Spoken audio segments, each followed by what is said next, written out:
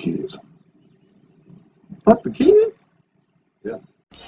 You have just tuned in to the Mag Nerd Podcast, your home for everything in music, anime, and gaming. What is up, people? Sean of the King here, back with another toy review, and today we are here for part 3 of my Marvel Spider-Man Maximum Venom review. You guys should have already watched the review for Carnage and Venom, and then you should have watched the review for Phage and Morbius. And now we have the final pieces to the wave, Ghost Spider and Miles Morales.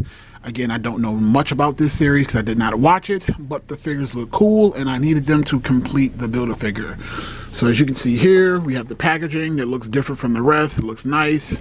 We got some product shots on the side and some product shots on the back. And again, you can read the description here and pause. And you can read the description here and pause. Alright, back to the front. Let's get these things open.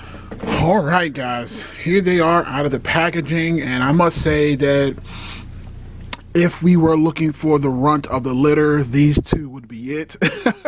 Now, admittedly, just based on the size and the details, these are very basic Marvel Legends figures. Nothing really to scream at. If I had to say which one was more interesting, I'd say it was Gwen, what is it? Spider-Gwen? Or Ghost Gwen, or Ghost Spider, I guess her name is Ghost Spider.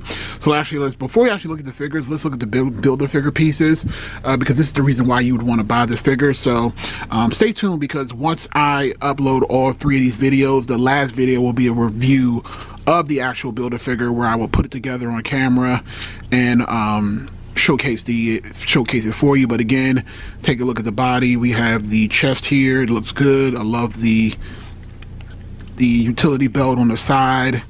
Looks like it does have some sort of ab crunch a little bit. I mean, this is going to be a fantastic Build-A-Figure. I think this actually might be better than the Sugar Man, and you know how I like the Sugar Man.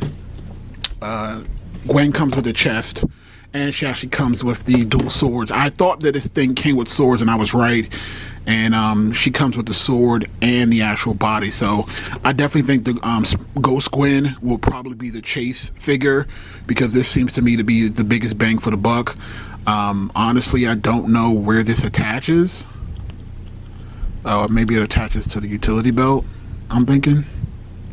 Okay, yeah, it does. So it attaches to the back here. It's very sturdy enough, I guess. It's not bad. Yeah, and the swords come out. You can tell that they're more like meat cleavers. It looks like the swords actually were venomized as well, which is kind of cool.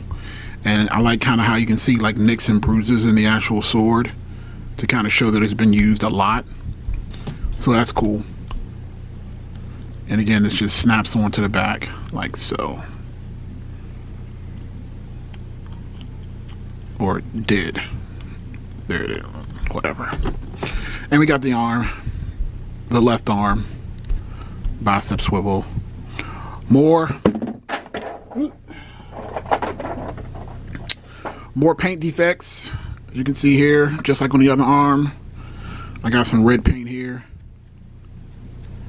that's splotched on.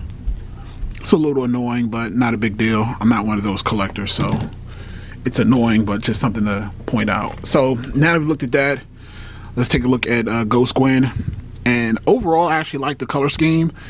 I do like the weird, super long tongue that comes down to the bottom. I thought that was very cool. And to give this to a female, I know if you want to let your imaginations run wild, what she can do with that tongue. All right, boys, calm down. So, also, I like how her jacket was venomized, and you can kind of see the spider insignia on the back instead of the front, and it kind of goes up next to her breast. And again, I like how her hood is venomized. Like, I actually love the look of the figure. It's weird. It's hard to explain. I even like her ballerina shoes, how they're venomized and they have like the little pointy hooks on them. She's also a little bit difficult to stand up. I'd like to say that as well. But I do love the body sculpt. It looks like this helmet cannot come off. It's like stuck on there. So it's not a separate piece. The head and the hood are all one piece. And again, I actually like the white, again, spurts on her arms as well. And while we're here, let's take a look at her articulation. She has single jointed elbows, not double jointed elbows like the other figures, but because she's a skinnier figure, she can, it's a little loose here too. I gotta be careful with that. She has a little bit of she doesn't have really a big ab crunch at all, because again, just on her body size, her head can turn left and can turn right. She can look down and she can look up a little bit. Let's see if she has double jointed knees. At least she has double jointed knees. That's good. And her foot is on a rocker, so she's cool. No big complaints. No big complaints. All right, let's look at Miles. Miles is Miles. Again, I love the color scheme. I love it's not actually black. It looks more blue. Like if you remember from the Venom review, Venom was like a dark, shiny black. This looks more like a dark blue and red motif, but it actually does look good. It looks like he has like the more Carnage symbiote tendrils on his arms. Again, I love the clawed fingers. I mean, he doesn't look bad. Again, he just looks, it's like a minimalist approach that they took to him. He also has the red spider insignia. And again, let's take a quick look at his head. I really enjoy how they did his tendrils on his head. I really do like that. I like the eyes. I like the teeth, the serrated teeth. It looks really good. For his articulation, he can look all the way up. He can look all the way down. Full 360. He does have double jointed elbows, so that's cool. He has a decent front and back ab crunch, no double ab crunch. He has double jointed knees, so you can kind of get those little superposes in, and his feet are also on a rocker. I mean, for an action figure, for Miles Morales action figure, he looks good. He'll look good on my shelf and look good on any other shelf. And again, he's very basic. He doesn't come with any other pieces. Again, other than getting him for the actual Build-A-Figure piece, this is definitely one you could skip if you weren't interested in the Build-A-Figure. So there's that. And again, he also has the same issue with standing up easily. He's a little bit better than Spider-Gwen because he has flat feet and his feet are wider. But again, I had to kind of put him in like a growl position in order to get him to stand perfectly, as you can see there, but then he falls over. There. And there. Alright, so that's it for the review. Let's do some comparisons and get out of here. Alright, so here we are with the final size comparison of the entire wave.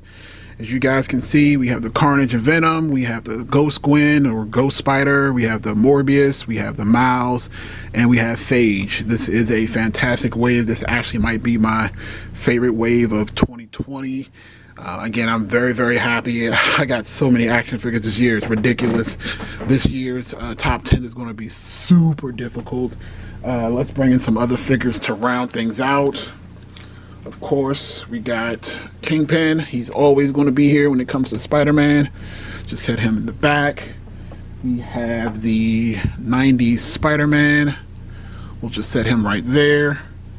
We have the Apocalypse, one of my favorites. Put him back there. We have movie Deadpool. Put him. Can we actually do this video without making the whole group fall? I doubt it.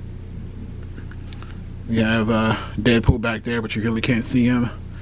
And we have my custom Miles. I cannot get him to stand right now with the custom Jordans. Yeah, this is my Miles that I have compared to the other Miles. So you guys can see that, my custom Miles with the pants from the Spider-Verse. And you can see those Air Force, those A1 Jet Jordans custom. I might do some swapping with this to see how they look. So yeah, That's cool. All right, guys, that's the video. Hope you guys enjoyed it. Make sure you rate, comment, and subscribe to the Mag Nerd Podcast Instagram page. Make sure you subscribe to the Showing Up the King YouTube channel. Have bell notifications on. Again, tomorrow's video will be the final Build-A-Figure piece. That will be up tomorrow. So you guys have a good one. Peace.